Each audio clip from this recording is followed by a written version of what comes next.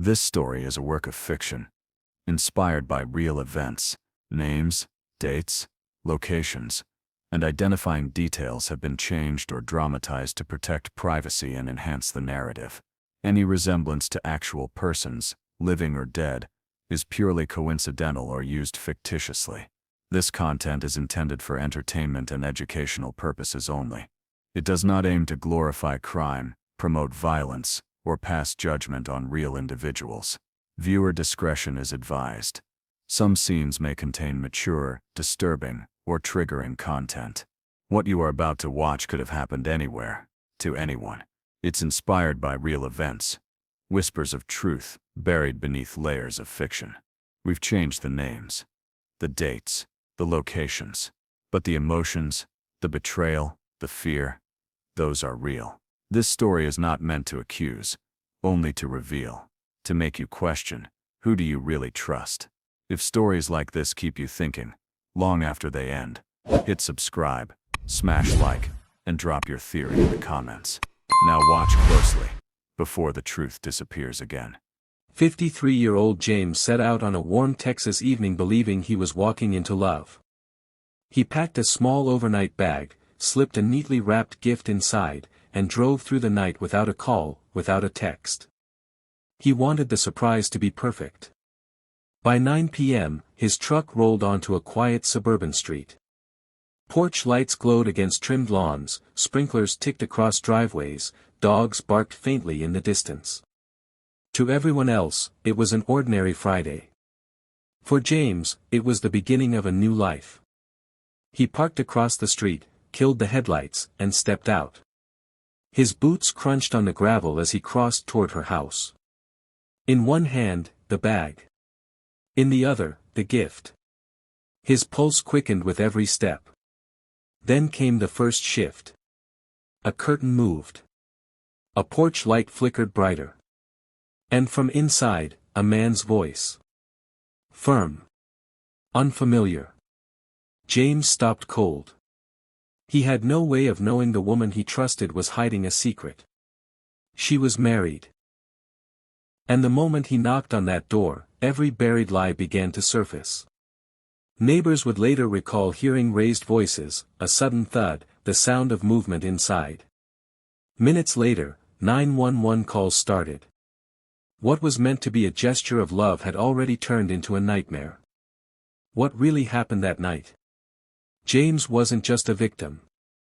He was a man who wanted a second chance. Divorced, with grown children living their own lives, his days were steady but empty. Work, dinner alone, silence. Neighbors knew him as polite and quiet, the man who waved from his truck, trimmed his lawn, and left his porch light glowing into the night. Inside, his house spoke of routine. A single mug by the sink. A folded newspaper on the recliner. Boots lined neatly by the door. But James carried hope. Friends noticed him smiling more, dressing sharper, even hinting at the future. At night, his voice warmed on phone calls with her. She was the light he believed would end the loneliness. The gift he carried that evening wasn't just paper and ribbon. It was a promise of love, maybe even marriage. Still, unease slipped through the cracks. A coworker remembered him saying something didn't feel right. A friend saw him check his phone over and over, answers clipped when the subject turned to her. He even double-checked locks at work, distracted, on edge. James was careful, but he was also hopeful. That hope led him to her door. And that door would not open to love. It would open to betrayal. James's final night was mapped in fragments. At 9:02 p.m., his truck rolled onto a quiet Texas street. A neighbor tending flowers recalled the low hum of the engine, then silence. James stepped out, bag on his shoulder, gift in hand, walking toward the glow of her porch light. At 9:05, a curtain shifted. A shadow cut across the window. Then he was gone inside. From that point, the story breaks into pieces. At 9:12, a doorbell camera picked up muffled voices, sharp at first, then gone. At 9:17, a heavy thud echoed faintly through the night. A woman walking her dog slowed, ears pricked, then moved on, convinced it was just an argument. Later, she admitted she wished she had stopped. Inside, the devices told their own story. At 9:22, a voice command trailed off mid-sentence. Minutes later, the thermostat dropped several degrees. Neither change had an explanation. By 9:30, the street fell still again. But this was not the stillness of calm. It was the hush that follows when something has already broken. Detectives entered hours later. The house revealed itself under the harsh glow of their lights. Faint streaks lit up under UV, blood smeared into thin lines as if someone had wiped in haste. A rug dragged awkwardly over a darker stain. A glass on the counter bore a half-cleaned rim. Fingerprints overlapped on the doors, one deeper, fresher than the rest. The scene was wrong. Chairs stood askew. A picture frame lay face down. A lamp cord pulled taut, out of place. And by the door sat James's overnight bag, unopened. On top, the gift, its paper torn at one corner, as if it had slipped from his hand mid-step. Accidents follow patterns. Gravity decides how blood falls, how bodies land. But this house defied gravity. It carried the marks of panic, chaos rearranged into something that looked like order. James had walked into that house alive, carrying hope. Someone inside had decided he would not walk back out. In the first days, detectives chased shadows. A sedan idled near the corner days before. A hooded figure was seen crossing lawns.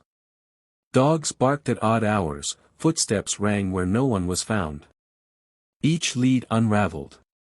The sedan traced back to a delivery driver. The hooded figure, a teenager heading home.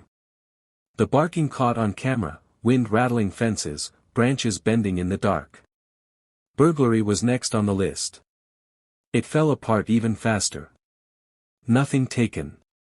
Cash, jewelry, electronics, untouched. Locks bore no marks. Whoever was inside hadn't forced their way in. They had been welcomed. So suspicion turned to James. His phone revealed no debts, no enemies, no threats. His texts painted him as what he was, a man reaching for love. But memories took on new weight. A coworker recalled James muttering that something didn't feel right. A friend remembered him avoiding questions, eyes fixed on his phone, fingers tapping the case.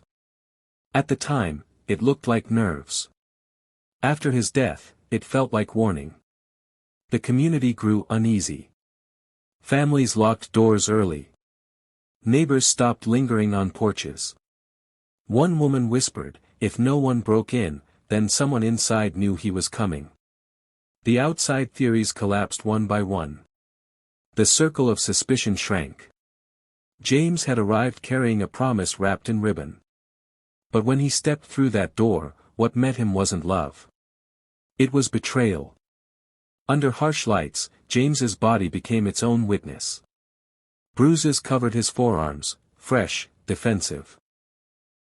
An abrasion stretched across his shoulder, the mark of restraint or dragging. The skull fracture was clean, deliberate, and fatal. The medical examiner was blunt, this was no fall. This was force.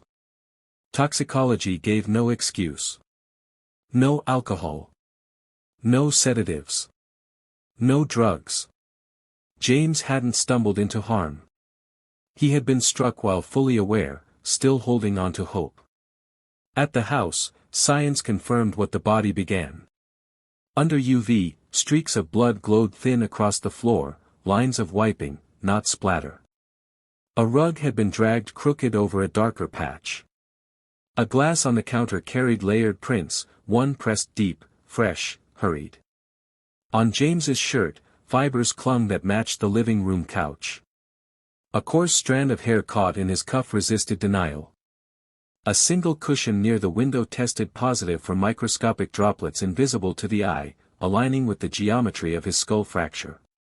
Detectives pieced it together, the blow, the movement, the cleanup. Nothing random. Everything deliberate. When the findings reached his family, silence fell heavy. His sister clutched his framed photo until the glass threatened to crack. A brother sat motionless, fists balled white, eyes fixed on the floor. They had hoped for an accident, anything softer.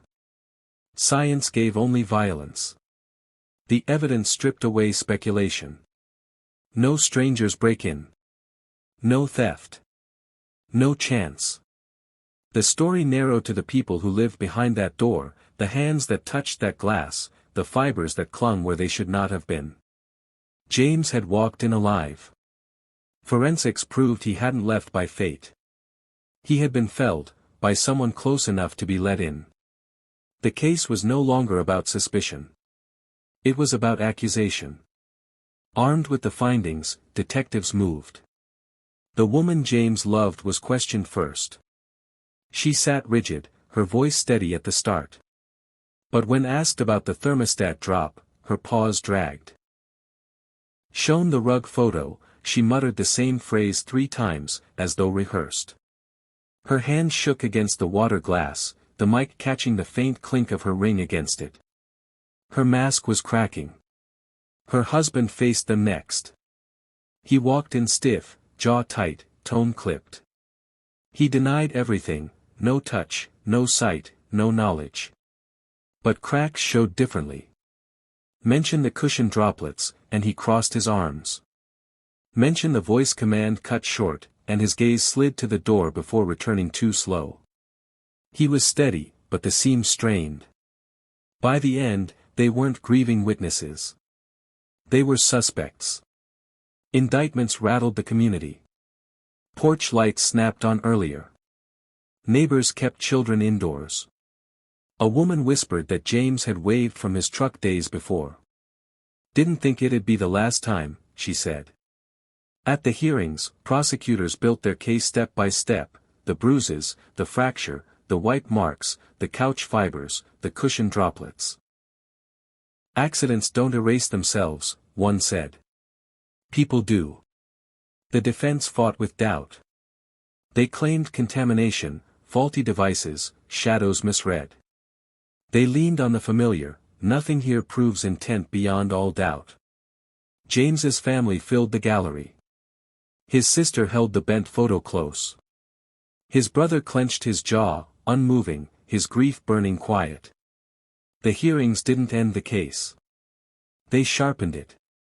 2 stories now faced each other, the sequence of science against the scramble of denial.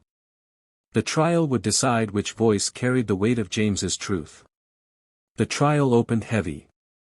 Every seat was filled, family clutching photos in the front, reporters squeezed into the back, jurors staring forward in silence. The room seemed to hold its breath. The prosecutor spoke first. He laid the case brick by brick, bruises on James's arms, defensive, a clean fracture to his skull, fatal, blood smeared beneath a rug, couch fibers clinging to his shirt. Droplets invisible to the eye until science pulled them into view. Each detail climbed toward one truth: James hadn't stumbled. He had been struck. This was no accident, the prosecutor said. It was choice. The defense rose with a different story. They reminded the jury that science can fail. Devices glitch, evidence contaminates. Thermostats misread temperatures in Texas summers, one attorney argued. UV lights pick up false positives from cleaning products. They warned the jury against trusting machines over doubt. Witnesses followed. The medical examiner confirmed, these were defensive wounds. This man fought to live. His words drew a muffled sob from the gallery.